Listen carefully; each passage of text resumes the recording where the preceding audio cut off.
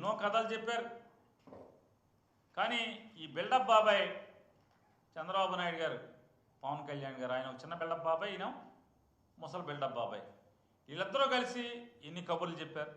జగన్మోహన్ రెడ్డి గారి కంటే మిన్నగా మేము సంక్షేమాన్ని రాష్ట్రానికి అందిస్తాం, జగన్మోహన్ రెడ్డి గారి కంటే మిన్నగా ఆంధ్ర రాష్ట్ర ప్రజలకి సంక్షేమాన్ని అందిస్తాం, అభివృద్ధి గొప్పగా చేస్తాం, అప్పులు తీరుస్తాం, అప్పులు చేయకుండా సంపద సృష్టిస్తామని చెప్పినటువంటి వీళ్ళు ఏం చేస్తున్నారా అంటే ఒక్క సంపద లేదు. అమరావతి పేరుతో 56,000 కోట్లు 50,000 కోట్ల పైచిలకు ఇప్పుడు చేశారు. మరోలా ఇంకొక 50,000 కోట్లకి టెండర్లు పిలుస్తామని చెప్తున్నారు. అదొక 1,00,000 కోట్లు. అంటే రాష్ట్రం అంటే అమరావతి మాత్రమే, అమరావతికే 1,00,000 కోట్లు టెండర్ పిలుస్తున్నామని చెప్పేటువంటి గొప్పగా చెప్తున్నారు వీళ్ళు. మళ్ళీ తగుదనమ్మా ఇది సరిపోదని మరొక 44,000 ఎకరాలు తీసుకుంటారండి. మరి ఆ 44,000 ఎకరాలకి అభివృద్ధికి డబ్బులు ఎక్కడి నుంచి తెస్తారు? అంటే రాష్ట్రంలో ఉన్నటువంటి మిగతా ప్రాంతాలందరినీ కూడా ఏం చేద్దాం అనుకుంటున్నారు? ఈ బిల్డప్ పెద్దపేళ్ళ ఓల్డ్ బిల్డప్ బాబాయ్ కానీ ఈ చిన్న బిల్డప్ బాబాయ్ కానీ వీళ్ళిద్దరూ, ముసలి బిల్డప్ బాబాయ్ చిన్న బిల్డప్ బాబాయ్ ఇద్దరు ఇంతంత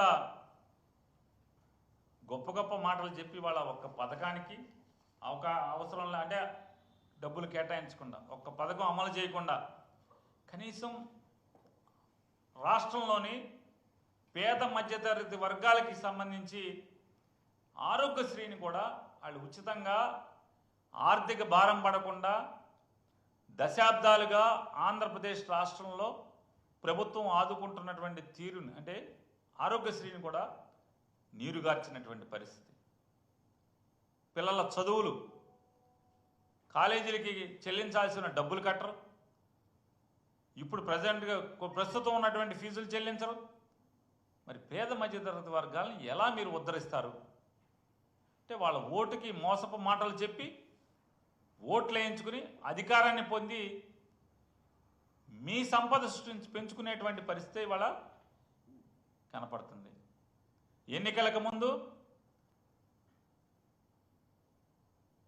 చంద్రబాబు నాయుడు గారి సంపద ఏం పెరగలేదు, ఇవాళ చూస్తే అపారంగా ఆయన సంపద పెరిగిపోయే పరిస్థితి.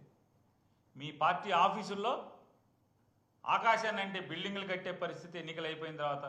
ఎన్నికల ముందేమో కిస్తీలు కట్టాక డబ్బులు ఉండవు, ఎన్నికలు అయిపోయిన తర్వాత ఏమో మీరు లఘుశంక తీర్చుకోవాలన్నా కూడా స్పెషల్ ఫ్లైట్లలో విమానాల్లో తిరుగుతున్నటువంటి పరిస్థితి.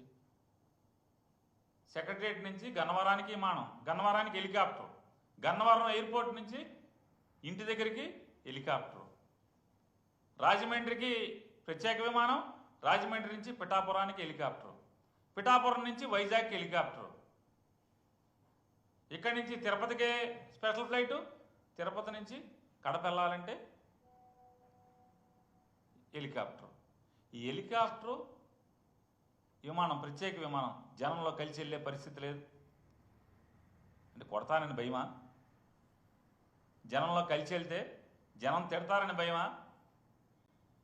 ఎందుకు మీరు వెళ్ళలేకపోతున్నారు? ఉప ముఖ్యమంత్రి గారు ఎక్కడికైనా అయితే స్పెషల్ ఫ్లైటు, హెలికాప్టర్ తప్పితే, ఎన్నికల్లోనేమో కారు టాప్ ఎక్కి వెళ్తారు, కారు టాప్ మీద కూర్చుంటారు ఎన్నికల్లో. ఇప్పుడేమో కనపడకుండా విమానాల్లో ఇంకో పక్క ప్యాసింజర్ కూడా ఉండకుండా మీరు ఒక్కళ్ళే విమానంలో వెళ్తారు, హెలికాప్టర్లో దిగుతారు.